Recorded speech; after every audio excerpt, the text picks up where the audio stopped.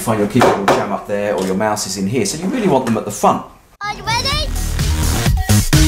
Today I'm going to look at two different stand-up desk units. If you spend all day working at a desk like I do, after a while you probably begin to feel that that's a little bit of an unhealthy option. And it probably is. Now I'm going to look at two different stand-up desk units that can actually sit on top of your existing desk. Not the sort of units with the entire desk where an electric motor may actually raise the entire unit up off the floor.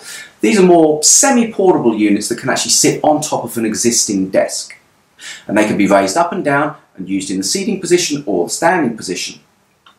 Now the two units I'm going to look at today are the Varidesk Pro Plus 36-inch, which can be purchased online in Australia for around $575. And the second unit is the Elevar Quickshift standing desk, which can be bought online for $395. And I'll put the online links to both of those in the comments below. The first desk I'll review today is the Varidesk Pro Plus 36-inch in black, which can be had for an online price of $575 in Australia.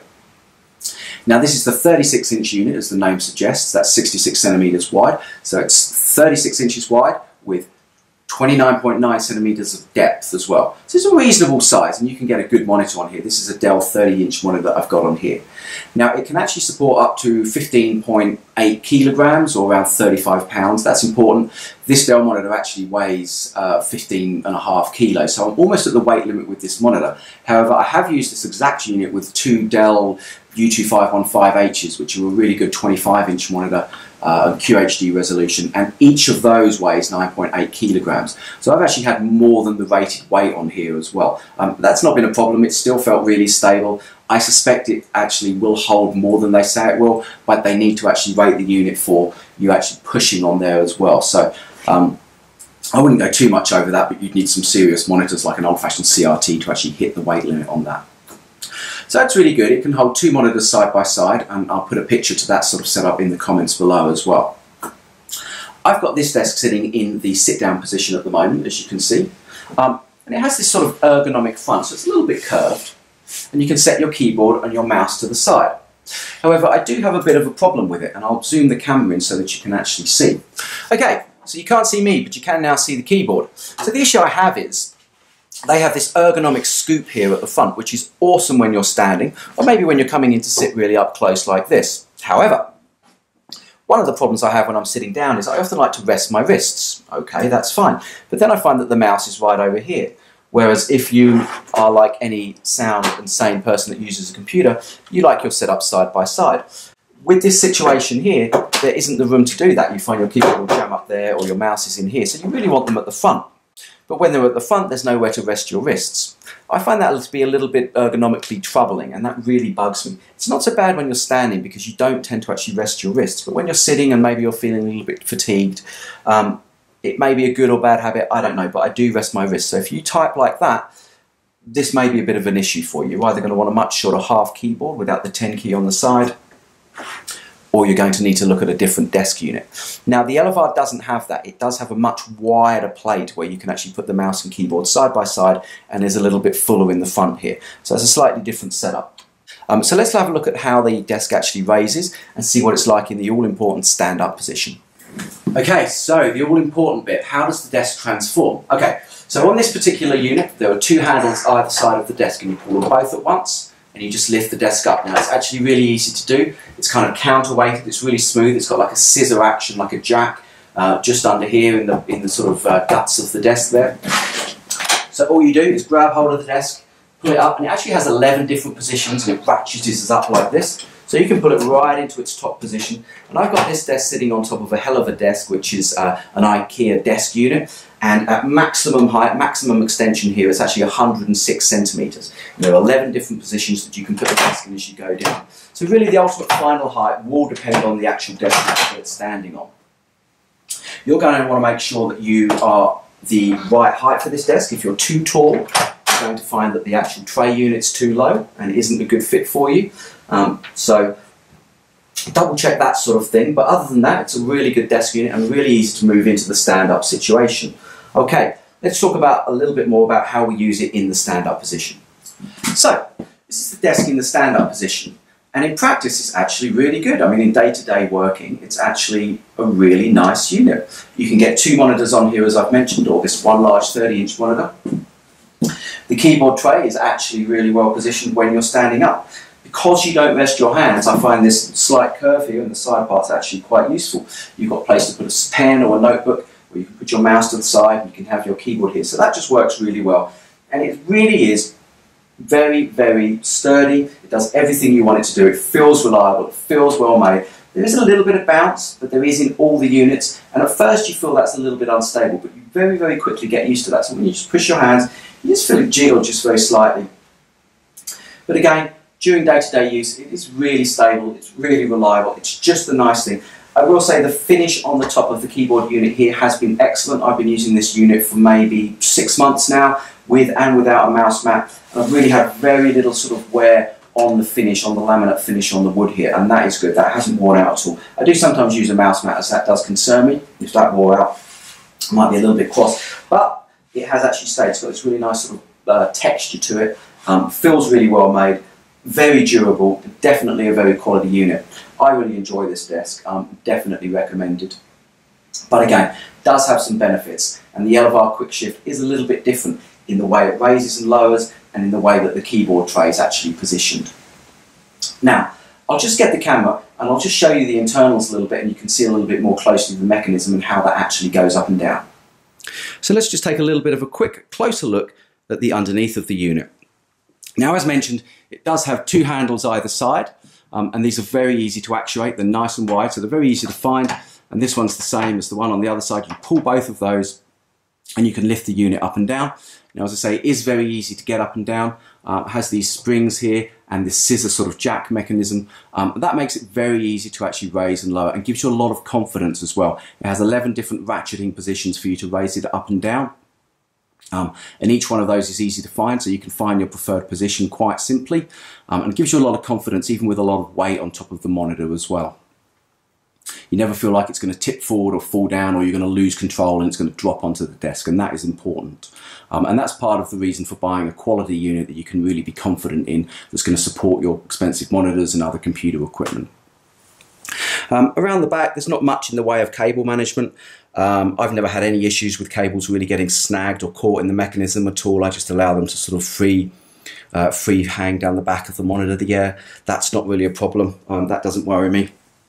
And again, as I mentioned, the handle on the other side is exactly the same. So we can have a quick look here underneath. There we go. So the nice same handle underneath. You pull both of those and that's nice and easy. And one thing I like is if you're into sort of a little bit of fancy lighting or some modern RGB, there is space. You can put some RGB lighting underneath the back of the monitor there to give it a sort of glowing light if you're a bit of a gamer or you like that sort of thing. That's just a little bit of fun. Okay, so that is the Varidesk stand-up desk unit, the 36-inch Pro. Next up, I'm going to take a look at the Elevar Quickshift and compare the two and give you my final thoughts. Okay, so onto the Elevar Quickshift. Now again, this is a standing desk unit that will go on top of your existing desk, but it's a little bit different to the Varidesk. And the differences are subtle, and you probably wouldn't really pick up on the differences if you were just looking at the two side by side online. They look very similar. They both look like fancy black standing desks. They both seem to do very similar things. They go on top of your existing desks. You can raise them up and down. But they are subtly different in operation, and the way they actually sit on the desk is different. So whereas the Varidesk had a sort of scissor mechanism and raised up and down, the Elevar here has a sort of central pillar that actually elevates up and down. And it's a little bit different in feel, a little bit different in operation as well. The work surface dimensions on the top here, so we're looking, it's smaller than the Varidesk we looked at, but don't forget this is a slightly cheaper unit as well.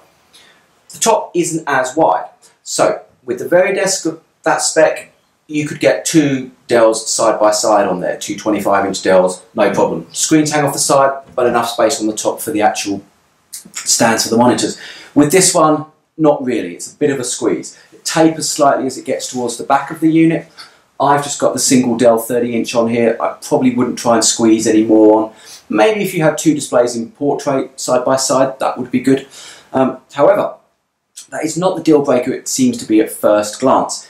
You can, on both of these units, get attachments to put monitor arms on those. So you can get VESA mount swing monitor arms and actually attach monitors, 2 or 3 monitors on them. Assuming you're within the weight limits, you can put 2 or 3 monitors attached by the arms on the back of the monitors, and that is a really nice, it's a really pro setup. I haven't gone that far, I haven't sort of needed to, I'm happy with just a single 30-inch monitor on there at the moment, and that works for me really well.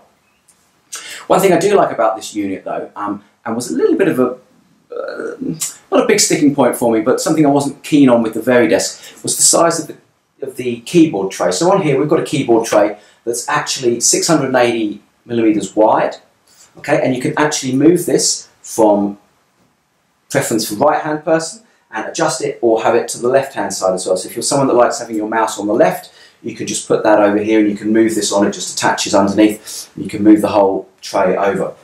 And that's really good. And as you'll remember, I said with the Varidesk, you can't really get your keyboard and mouse side by side comfortably, still have a palm rest. This is a totally different setup. You've got one plinth at the front of the unit here, backed by the shelf for the monitor.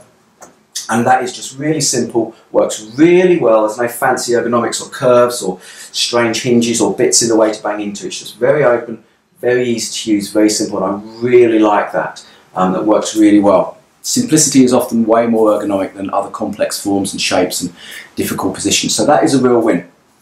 Okay, so let's take a look and we'll see how the desk actually operates, how it stands up, and what it's like when we do that. So, even though it does only have the one handle on the side, you do need to just stabilise the monitor when you lift it up with your hand on the other side, particularly when you're running over the specified weight limit like I am here. So we're just going to raise this up, grab the handle, pull, a little bit harder to lift than the Varidesk, but as I say, it does go much higher, right back into itself as well. Let's just grab the camera, moving a little bit closer so we can see the lift mechanism there. Okay. So as you can see, very, very simple. No busy scissor mechanism or anything, just a very sort of confident and strong looking central pillar, attaches to a really nice sturdy base. Absolutely no problems with or issues with stability when using this. Feels really solid. You get just that little bit of wobble at first on there, which makes you think, oh, is that going to be a problem? Never has been for me, and I've never heard anyone say that they thought that. And again, just the underside, very easy. And again, see how it moves up and into itself in its own space there, and will travel back towards the wall. Again, I've got the cables just loose laid hanging down the back of the system there. Really no issues with that either. So if you're buying a stand-up desk, the other thing that will happen to you is you'll get into an upsell situation wherever you're buying from. There'll be accessories, cable ties, monitor arms. But the key thing that people are going to tell you that you will need will be a fatigue mat. They'll talk about diseases of sitting and how when you stand up all day you may well get diseases of standing like an 18th century factory worker. Maybe that's true. But what will happen is you'll see references to fatigue mats and you'll think, well, I need one of those, I'll just add one of those onto my order. After all, they're not too much money. Now, a fatigue mat is essentially just a thick rubber mat. It's a little bit spongy. Here we go. This one is matched. This is a Varidesk brand one. It's kind of wobbly, black. It's matched to the 36-inch desk. A little bit of sort of texture on the bottom there. It's basically just a big foam mat. But when you buy them, you know, a pro fatigue mat, they can be quite expensive. This one is $95 online from Varidesk. And already, I'll just move up close to the camera here. So already you can see it's started to take some chips and some wear.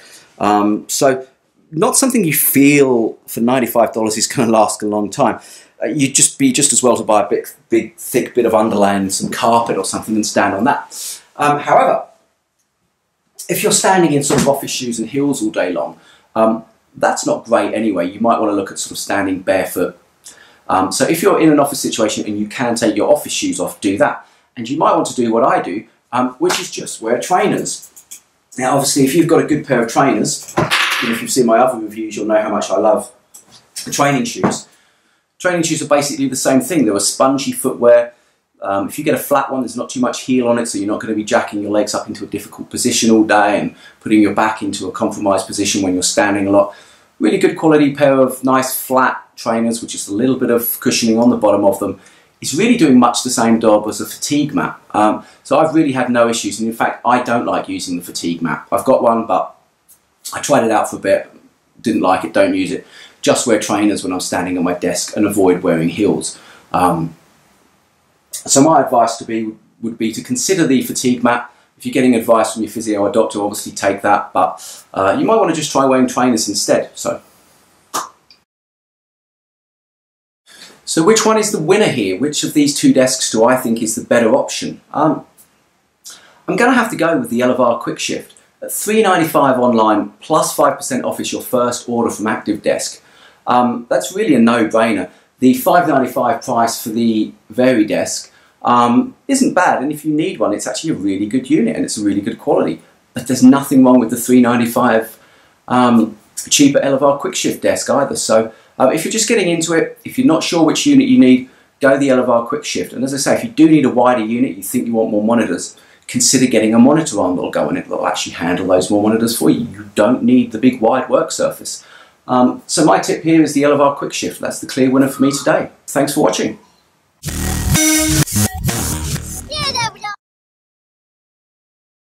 So I thought I'd talk a little bit about some of the motivations for getting a standing desk as well.